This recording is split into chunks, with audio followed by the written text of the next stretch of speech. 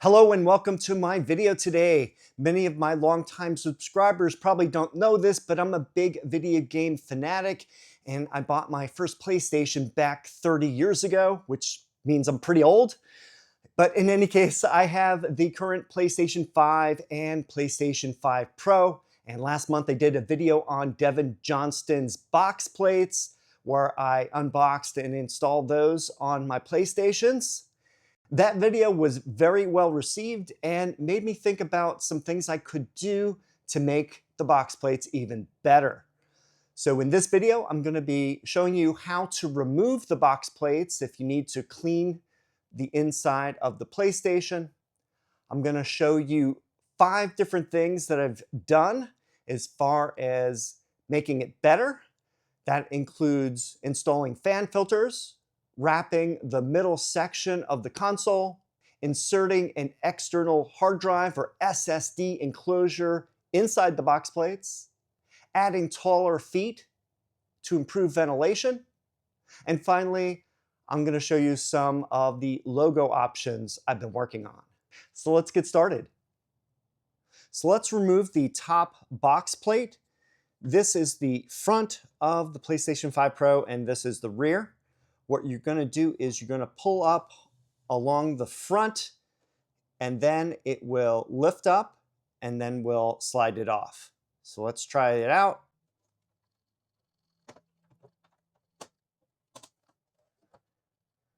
All right, so I have the front loose here.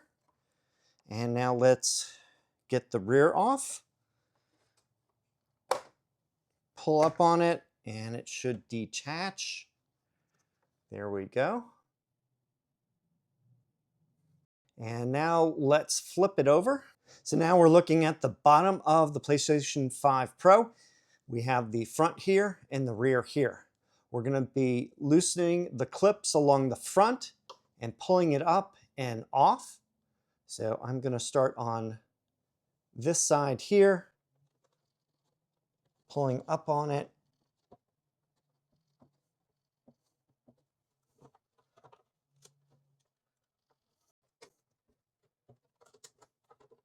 All right, so I got the left side here done, but the right side seems to be kind of sticking for me. So let me see if there's anything I need to do to get that up.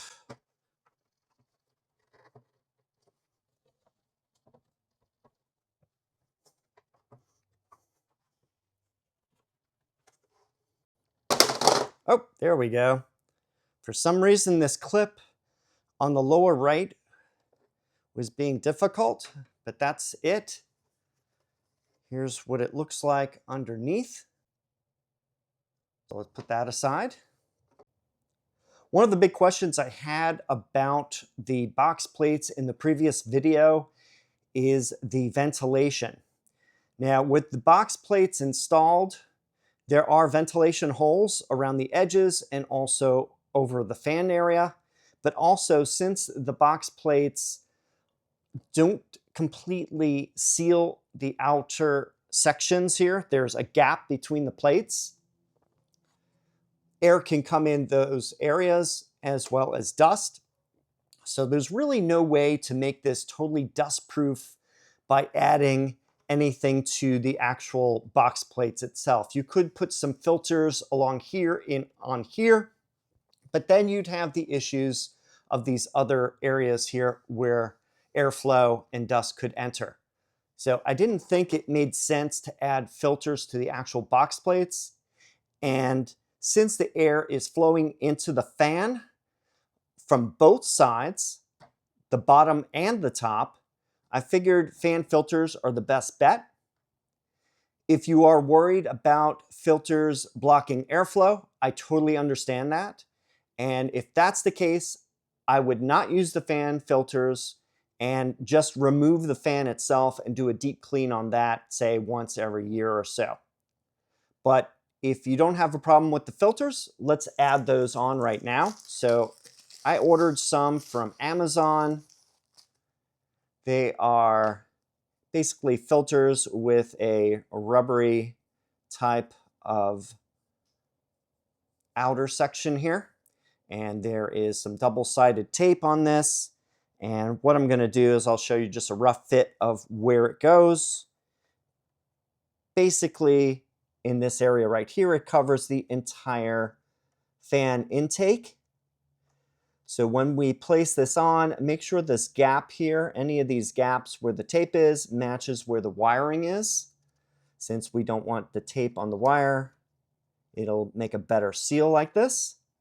So let me test that out right now. So I'm going to remove the protective plastic, and then I'm going to have my finger right here, center this on, and then I'm just going to press all around the edge, and that makes a good seal all around it. So I do suggest cleaning these fan filters every so often. It depends how much dust you get in your house. If you have a lot of carpeting and pets, that usually indicates more dust. So you may need to clean these, I don't know, once a year, twice a year. Let's flip it over.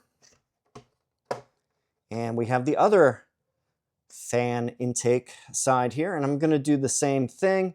On this side, it will go over this. I don't have to worry since there's no wire on this side, so I can just place this anywhere. Doesn't matter. So let me remove plastic backing, and then I am just going to center this on here. That is looking good. And then I'm just going to press all around the edge, and now we have filters installed. And now for the second thing I'm going to be showing you today is this metal section of the PlayStation 5 or PlayStation 5 Pro. It is a glossy plastic, and as you can see, it definitely gets smudges and scratches. Never been a fan of it on anything, even cars. I think it gets dirty very easily and shows scratches. So before applying a wrap to this, you could use isopropyl alcohol to clean the surface. I am just going to clean it off with a microfiber cloth. This is the wrap that I ordered. It's a piece of vinyl that is cut for the center section here. So let me take it out of the bag and see what it looks like. So it comes in two sections. The larger section goes over here, and the smaller section goes along the top, like that. So basically here and here. I am going to install this one first. Since the holes for the power button and USB ports are important, we need to line those up. So what I'm going to do is take those off. Probably not necessary, but just want to give you a better idea what it looks like. So you can see how the holes will line up like this. So what I'm going to do is remove and start at one end. All right, so I got it started here. I am going to line this up over the power button here and the USB buttons just to make sure that it all lines up. That looks pretty good. So make sure it is centered on the plastic here. Line up those USB ports. And you could use a squeegee. I just usually use my finger when I'm installing vinyl wrap. The nice thing about this is it's a matte black.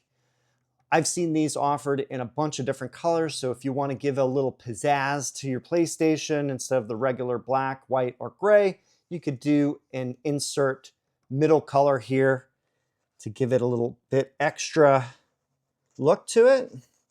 So let me fold this off here. So let me line this up and just make sure it goes down the center. If you get any bubbles, just push them out as you go. Sometimes if you get bubbles, you may need to lift it a little gently, like that, and push the bubble out. And there we go. So if you notice, this has like a angle here. So we're gonna push this down. Just make sure there's no bubbles. Now, One thing is this can't be one piece because of the beveling right here. You just can't have the vinyl do that without having it have bubbles or some sort of stretching in there. So that's why they separate these out into two pieces. Now I'm going to take the second one here. And if you happen to see any dust, make sure you get it wiped up before you continue. Now, for this top piece, we're going to have a little hole at the end here, and that's going to correspond to this hole right here. So what we're going to do is we're going to have this go like that and then wrap around. So I am going to put this on here. Fold the paper off. And then I'm going to line this up. Now I'll push it up this way so you can see it going around the corner. I find going down the middle here. I find going down the middle with my finger here and then pushing to the sides seems to be a good way of getting the bubbles out. One of the problems with these stickers is when they're sent, they have to fold them, so there tends to be a little crease here. Try to press that crease out best you can. So now I'm just going to slowly push this down so it overlaps the existing vinyl. Just slowly push it down, get the air bubbles out. All right, so there we go. We have the vinyl strip. This is the matte black, which reduces the shininess, and you can touch it without leaving fingerprints on it.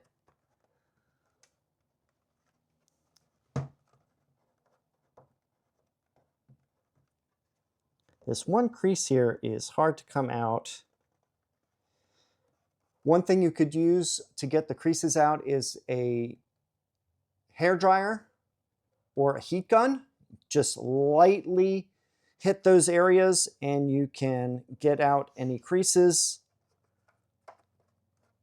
So this is not perfect, but if you do want it to be perfect, you may need a bit of heat on it to get any bubbles out or any creases. So there we go. We have that middle section is now installed. I'm not crazy about the overlap here in this corner, but I don't know of many other ways that you could do the wrap without having this being two pieces. So there we go. We got rid of the glossy black.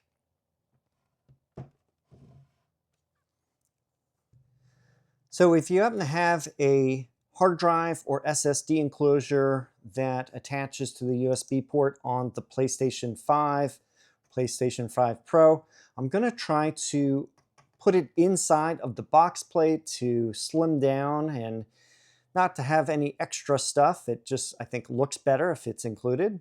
So here is the underside of the box plate, and I think roughly in this area right here is where the enclosure would fit very nicely. So I am going to put some double-sided tape onto the drive to make the installation a little easier. And if you have a shorter USB cable, you could probably get away with using one that will not block so much here. So I may be able to put some of the extra USB in the box plate like that. So I am just going to leave it like this.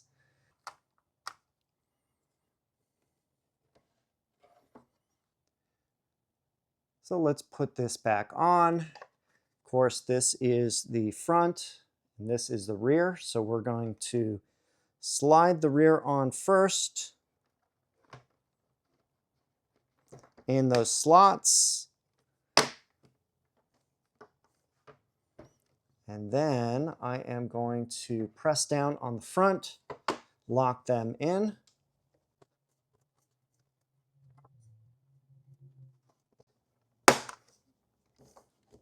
All right, so it is firmly seated.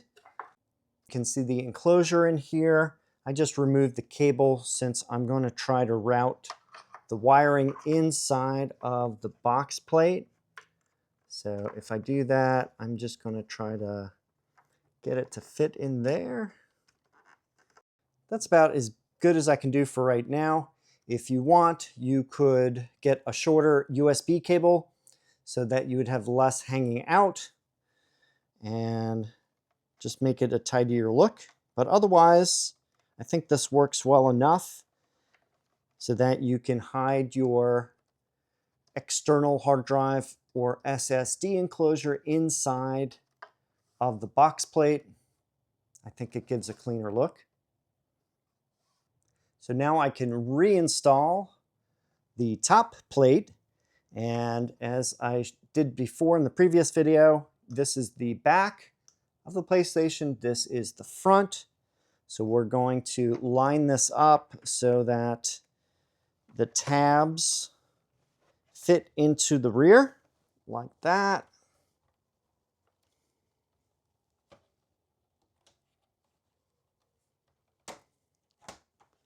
All right, so those fit in like that, and then just press down on the front and they should snap in.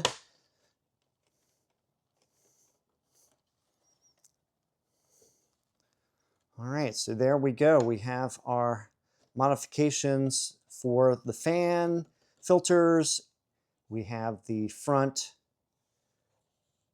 wrap on here on the middle section, and then we have the hard drive enclosure inside. So what else do we want to do? So one of the other questions I had was for the airflow. Since we have two large openings here for the fan intakes, I'm a little concerned about the bottom of the case. The included feet are very small, only a few millimeters high. So what I'm going to do is take those off. And what I ordered from Amazon is a set of feet. These are for, I think, furniture or things for desktop. So I got these feet here, and they are pretty decent thickness. Compare these to the original. You can see that quite a bit of difference there. So I am thinking of putting these on the four corners. I would have loved to get even taller, but this is the tallest I can get. These are about 0.4 inches tall. So I am going to install these on the four corners.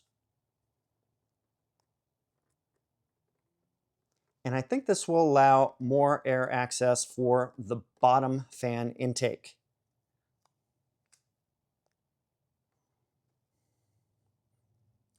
If you can find taller feet than these, please let me know in the comment section. I'd be glad to post those. And I got these square feet. They kind of fit the look of the PlayStation box plates.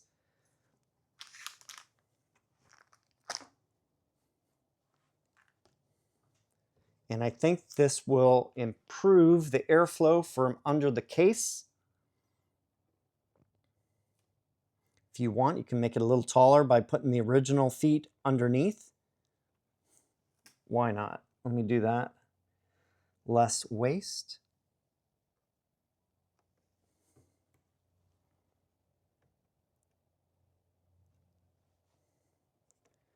All right, so I'll give you a look at that. You can see from the edge, definitely taller there.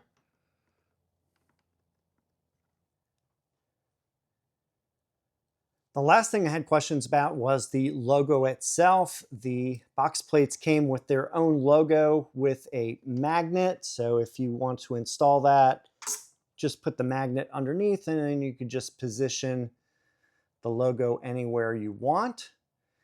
Now, some people didn't like the box plate logo. So here are some alternatives I worked on. I printed some official Sony PlayStation logos. You can pick all different kinds. The multicolored one is popular. So I just printed it out on inkjet paper. You can print these out on stickers and just apply the sticker to the box plate itself. It would look just like that. I think that would look just fine.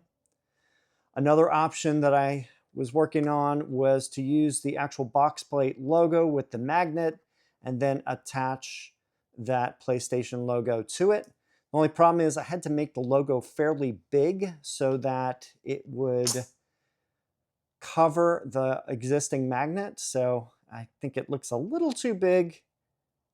Let me know what you think of the different logos that you could use. You could also put it on the top of the box if you wish to. Another option I saw is on eBay. I saw a bunch of these pins for PlayStation gift cards that come with these pins. I picked up one of these for like $4, pretty cheap. It's a nice metal pin. The only problem is after I got it, I didn't realize how big it was. So I just chopped the pin portion of it and just put double-sided tape, and then you could attach that to the box plate itself. It's really nice. It's metal aluminum. Unfortunately, it is not magnetic, so you can't use the magnets that come with the box plate logo. But in any case, I think it's a nice addition if you wanted one of these. I think these also come in the multicolored version as well. And if you have the white box, let me see if I can grab that for you. Here is the PlayStation on here, so you can see that just fits on there. So I don't know, I think it's a little too big. I wish this was about 3/4 the size. It would be perfect. I think it looks a little too big, but I don't know. What do you think as an alternate logo that you could put on the box plate? And in fact, if you did want to put it on the top corner, I think that would look pretty nice too. So you could do something like that. Yeah, it's up to you. But I think what I'm going to be doing is placing the sticker that I printed and just put that one on there. So it's up to you. I thought these were some interesting alternatives to the box plate logo. Let me know in the comments section below if you'd like these modifications that I've done to the box plates.